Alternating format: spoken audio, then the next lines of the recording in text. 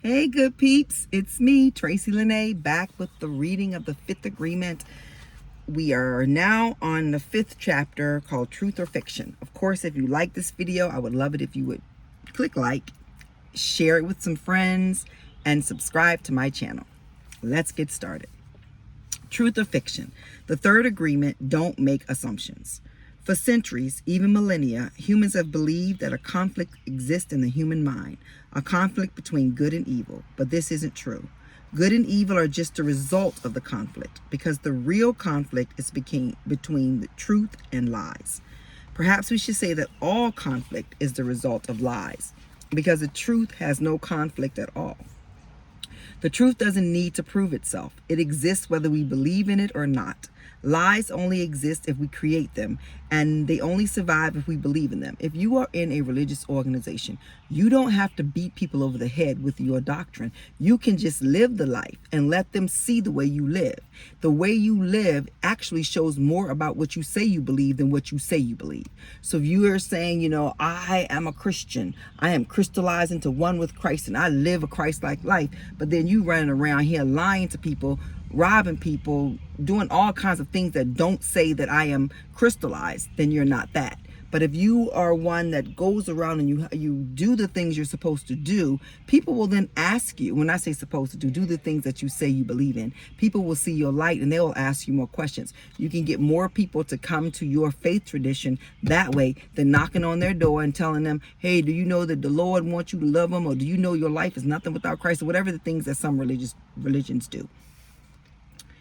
Lies only exist if we create them, and they only survive if we believe in them. Lies are just a distortion of the word, a distortion of the meaning of a message, and the distortion is in the reflection, the human mind. Lies aren't real. They're our creation, but we give them life and make them real in the virtual reality of our mind. One of the biggest lies we have told is that the man they called Jesus was Caucasian with blonde hair and blue eyes. He was born and raised in a place where that could not be so.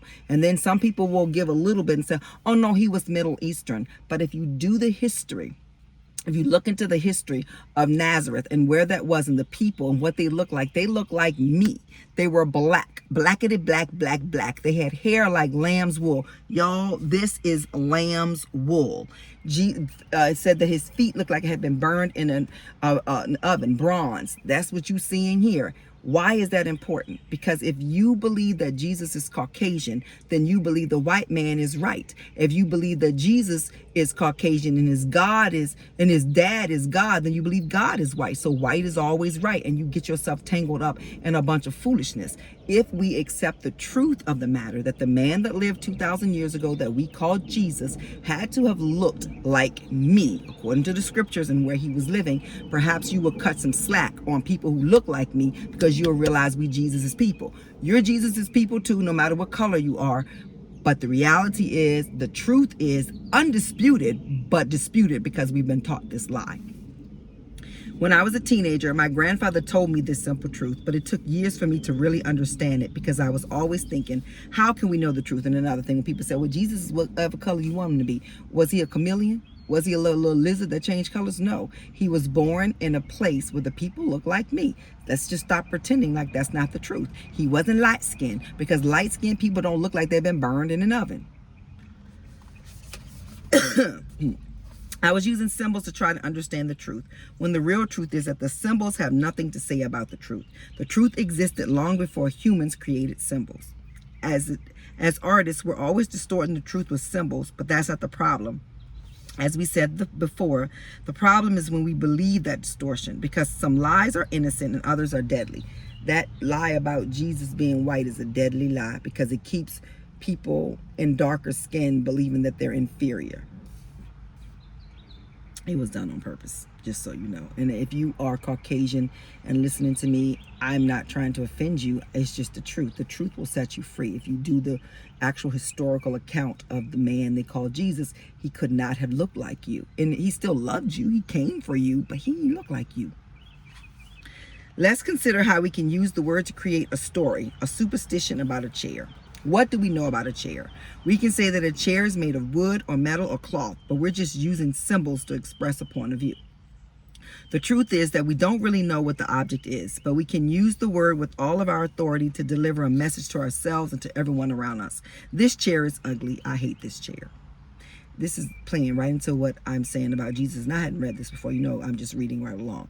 But when you black people have been made to feel ugly and inferior, and so to make it more hunker down, and you tell them that the Christ don't even look like them. Christ, that, you know, he came for you, but then when you look at how we came to the shores of America, you're like, oh, he came for me to beat me, let me do all this stuff. No.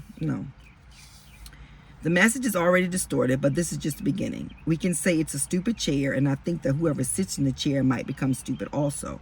I think we have to destroy the chair, because if someone sits in the chair and it falls apart, that person will fall and break a hip. Oh yes, the chair is evil. Let's create a law against the chair so that everybody knows that it's a danger to society. From now on, it's prohibited to get near the evil chair. And that's how, and don't cry for me, Argentina. Being black is one of the most amazing things I could ever want to experience on this planet, especially because of the way it's treated. And we still rise to the motherfucking top. And those of us who don't rise to the top, it's because we're still really marred in the foolishness and the belief that we're inferior. That's going to change, and it's not going to change by us being the slave masters and white people being the slave. No, we're not like that. That's not what's going to happen. That evil, that atrocity was not ours. We don't own that. If we deliver this message, then whoever receives the message and agrees with the message starts to become afraid of the evil chair. Very soon, there are people who are so afraid of the chair that they start having nightmares about it. They become obsessed with the evil chair, and of course they have to destroy the chair before it destroys them. And that's what happens to my people. I know you may say, oh my God, I cannot watch her. She is just always talking about black and white. And I understand that, and I'm okay with it, because this is what God is coming out of me, and I'm going to keep letting it come out of me. I'm not going to shapeshift into what you need me to be. I'm not going to do that. Even if I never have more than 74 people listening to me, I don't care. I'm not going to shapeshift. I know that God gave me this mission, and I'm going to do it. Where was I at? Do you see what we can do with the word? The chair is just an object. It exists, and that is the truth. But the story we create about the chair is not the truth. It's a superstition. It's a distorted message, and that message is the lie. If we don't believe the lie, no problem. If we believe the lie and try to impose that lie on other people, it can lead to what we call evil. Of course, what we call evil has many levels depending on our personal power. Some people can lead the whole world into a great war where millions of people die. Some people can lead the whole world into a great war where millions of people die. Some people can lead the whole world into a great war where millions of people die. There are tyrants all around the world who invade other countries and destroy their people because the tyrant believes in lies. So let me also say, I know people will say, well, Africans sold them into slavery. Slavery had been going on all over the planet, where you would take another people and then make them work for you and do your bidding. And that's damn wrong. Yes, it is. But the Africans that decided to buy the shiny penny the white man had for them and sell some of their people had no idea to the extent this would be, where Africa has been raped over and over and over and over and over and over and over again. They didn't know that. Well, they're not, what's the word I'm looking for? They're not free from the karma of their actions. But it doesn't mean because they did that it justifies all the things that happen, because it does not. Now we can easily understand why there is a conflict in the human mind, and only in the human mind, the virtual reality, because it doesn't exist in the rest of nature. There are billions of humans who distort all these symbols in their heads and deliver distorted messages. That's what really happened to humanity. I think that answers why all the wars exist, why all the injustices and abuse exist, why the dream that we call hell exists in the world of humans. Hell is nothing but a dream full of lies. Remember, our dream is controlled by what we believe, and what we believe could be truth or it could be fiction. The truth leads us to our authenticity, to happiness. Lies lead us to limitations in our lives, to suffering and drama. Whoever believes in the truth lives in heaven. Whoever believes in lies, sooner or later lives in hell. We are in hell, y'all. Well, let me rephrase that. Hell exists here. I'm not in hell. I'm in heaven.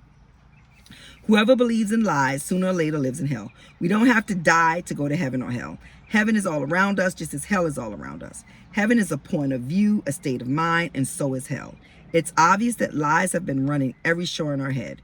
Humans create the lies, and then the lies control the humans. But sooner or later, the truth arrives, and the lies cannot survive the presence of the truth.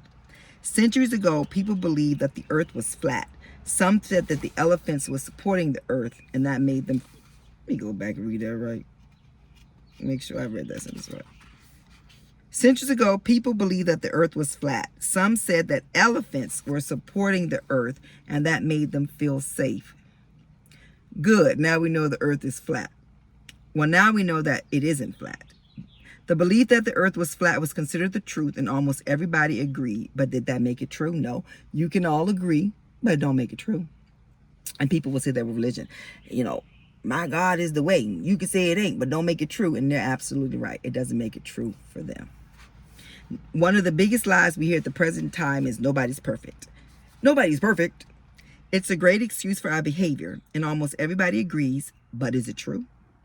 On the contrary, every human in this world is perfect, but we've been hearing this lie since we were children, and as a consequence, we keep judging ourselves against an image of perfection, which then we just keep changing, because there was a point in time where being heavy meant you had money, so that was perfect. Now you must look like you don't know what a sandwich is in order for people to say you have a good body. Or look like you put a bunch of sandwiches in your butt. On the contrary, okay, we keep searching for perfection. And in our search, we find that everything in the universe is perfect except the humans. The sun is perfect. The stars are perfect. The planets are perfect. But when it comes to the humans, nobody's perfect. The truth is that everything in our creation is perfect, including the humans. Let me say that again. The truth is that everything in creation is perfect, including the humans. If we don't have the awareness to see this truth, it is because we are blinded by the lie. You may say, what about someone who is physically disabled? Is that a perfect person? Well, according to what you know, that person may be imperfect, but is what you know the truth? Who says that what we call a disability or even a disease isn't perfect? Everything about us is perfect, including any disability or disease that we may have. Someone with a learning difficulty is perfect. Someone born without a finger or an arm or an ear is perfect. Someone with a disease is perfect. Only perfection exists. And that awareness is another important step in our evolution. To say otherwise is not to have the awareness of what we are. And it is not enough to say that we're perfect. We need to believe that we're perfect. If we believe ourselves to be imperfect, that lie gathers more lies for support. And together, all those lies repress the truth and guide the dream that we're creating for ourselves. Lies are nothing but superstitions, and I can assure you that we live in a world of superstition. But again, are we aware of it? Just imagine waking up tomorrow morning in 14th century Europe, not knowing what you presently know, believing what you believe today. Imagine what those people would think of you, how they would judge you. They would put you on trial for taking a bath every day. Everything you believe would threaten what they believe. How long would it take before they accused you of being a witch? They would torture you, make you confess to being a witch, and finally kill you because of their fear of your beliefs. You can easily see that these people live their lives immersed in superstition. Hardly anything they believe was true, and you can easily see that because of what you believe today. You can easily see that because of what you believe today. But those people were not aware of their superstitions. Their way of life was completely normal for them.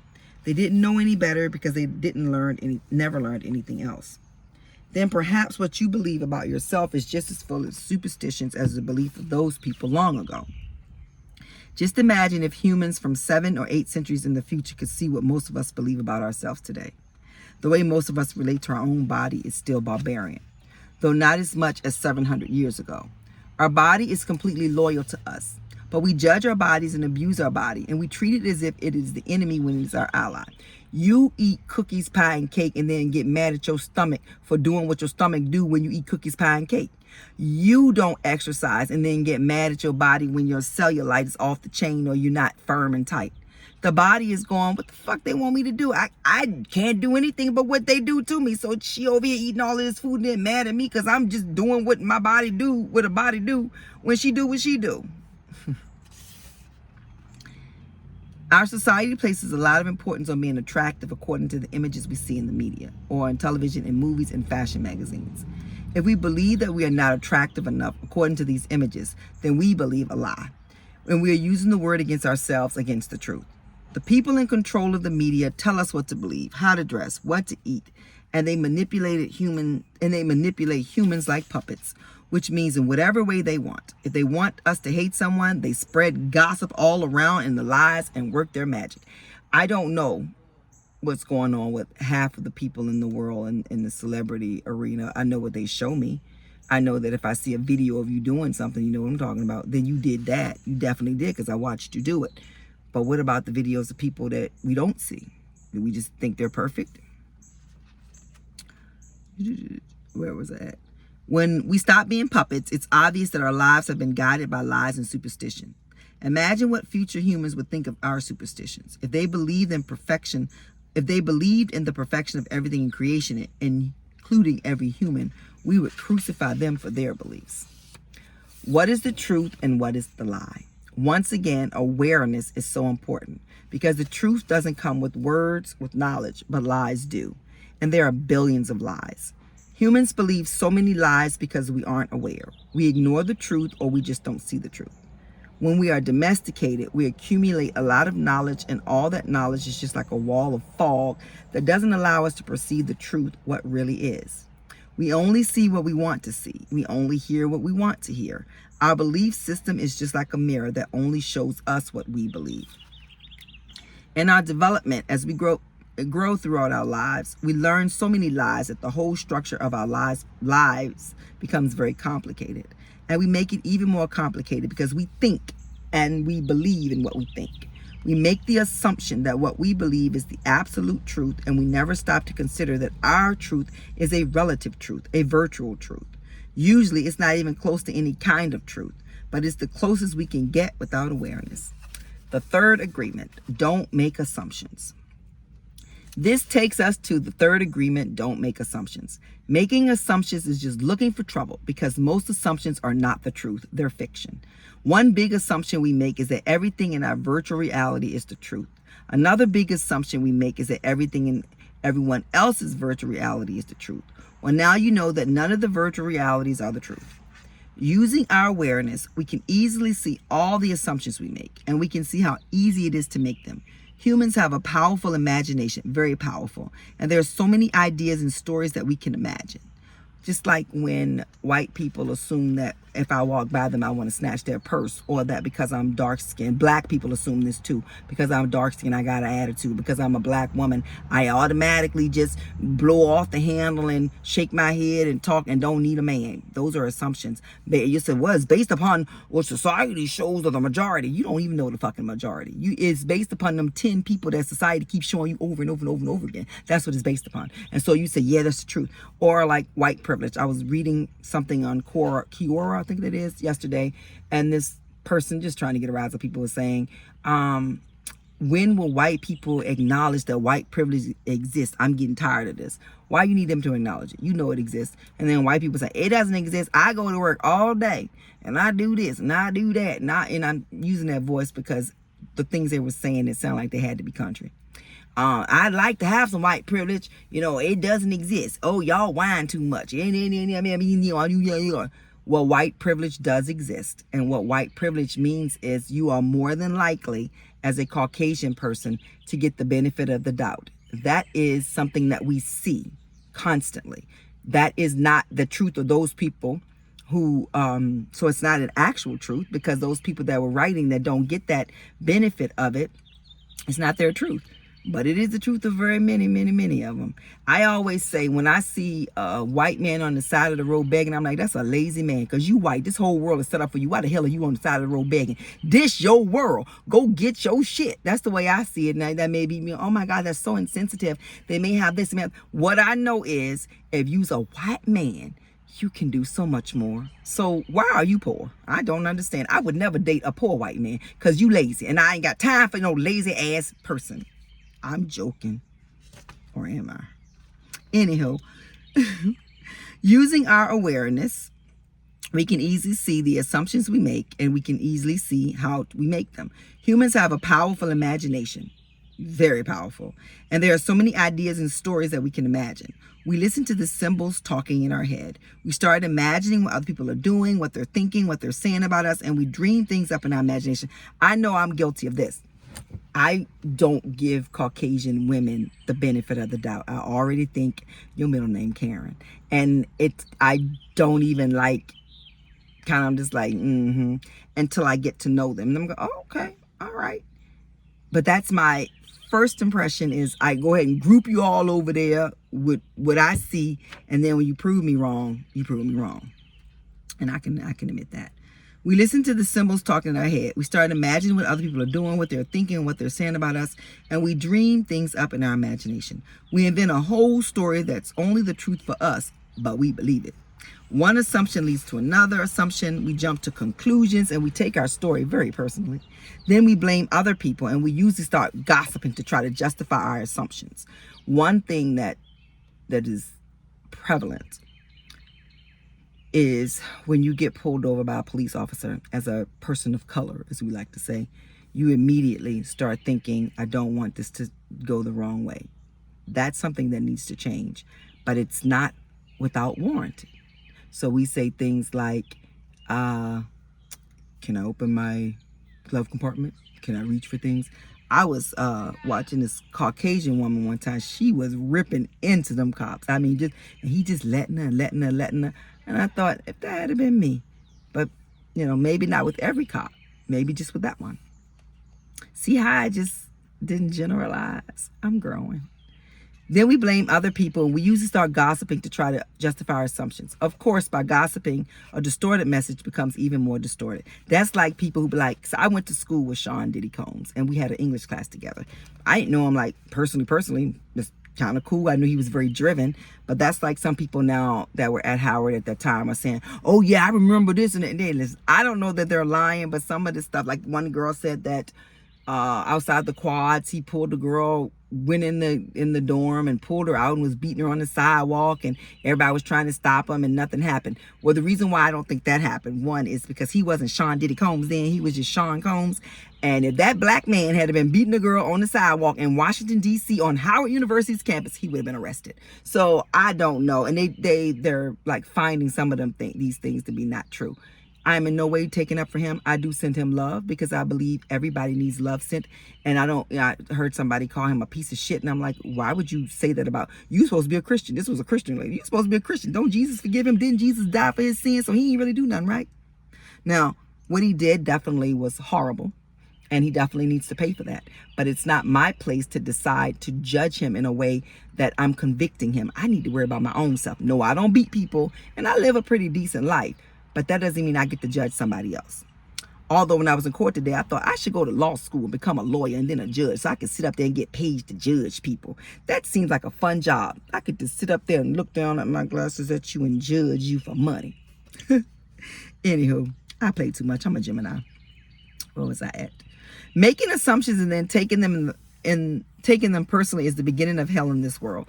Almost all of our conflicts are based on this, and it's easy to understand why. I just made an assumption that all Geminis play too much. Well, I play too much. Assumptions are nothing more than lies we're telling ourselves. This creates a big drama for nothing because we don't really know if something is true or not. Making assumptions is just looking for drama when there's no drama happening. And if drama is happening in someone else's story, so what? It's not your story. Let me say that again. And if drama is happening in someone else's story, so what? It's not your story. It's someone else's story. Be aware that almost everything you tell yourself is an assumption. Wow. If you're a parent, you know how easy it is to make assumptions about your children. It's midnight and your daughter isn't home yet. She went out to a dance. You thought she would be home by now. You start imagining the worst. You start making assumptions. Or what if something happened to her? I do this with my children. I have to get better at this. I change it in my brain though. Or what if something happened to her? Maybe I should call the police. There are so many things you can imagine, and you can create a whole drama of possibilities in your head. 10 minutes later, your daughter arrives home with a big smile. When the truth arrives and all the lies are dispelled, you realize that you were simply torturing yourself for nothing. Don't make assumptions. And usually you still get mad and start telling her about herself because you can't accept that you just did all this on your own. Whew. If not taking anything personally gives you immunity in the interaction that you have with other people, then not making assumptions gives you immunity in the interaction that you have with yourself, with your voice of knowledge, or what we call thinking. Making assumptions is all about thinking. We think too much, and thinking leads to assumptions. Just thinking, what if, can create a huge drama in our lives. Every human can think a lot, and thinking brings fear.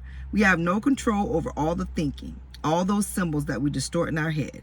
If we just stop thinking, we no longer try to explain anything to ourselves, and this keeps us from making assumptions. Humans have a need to explain and justify everything. We have a need for knowledge, and we make assumptions to fulfill our need to know. We don't care whether the knowledge is true or not, truth or fiction. We believe 100% in what we believe, and we go on believing it because just having knowledge makes us feel safe. There are so many things that the mind cannot explain. I'm learning to go, I don't understand why that's happening. Maybe God will tell me later. I'm having a menopausal moment, y'all. Jesus. The breeze feels so good. Whew. 56 loading. I'll be 56 on Monday. There's so many things that the mind cannot explain. We all have these questions that need answers, but instead of asking questions when we don't know something, we make all sort of assumptions. If we just ask questions, we don't have to make assumptions. It's always better to ask and be clear. And lots of times when you ask people questions, you're not asking, you just telling. You telling them. I call it ask tell. Hooey. Okay. Truth or fiction? We believe 100% in what we believe, and we go on believing it because just having knowledge makes us feel safe. There are so many things that the mind cannot explain. We have all these questions that need answers, but instead of asking questions when we don't know something, we make all sort of assumptions. If we just ask questions, we just won't have to make assumptions. It's always better to ask and be clear, and people might still lie. If we don't make assumptions, we can focus our attention on the truth, not what we think is the truth. Then we see life the way it is, not the way we want to see it. As we shall see, when we don't believe in our own assumptions, the power of our belief that we invested in them returns to us. Whew. This menopause. I'm almost done though. Whew. When we recover all the energy that we invested in making assumptions, we can use that energy to create a new dream, our personal heaven. Don't make assumptions. Okay, so got through that. Tomorrow is the power of belief. Chapter 6. I'm reading the 5th agreement, and what happens is if you've been through menopause, then you know. If you don't know, all of a sudden I start getting hot from the inside, and when it comes outside, it's like really sweaty. And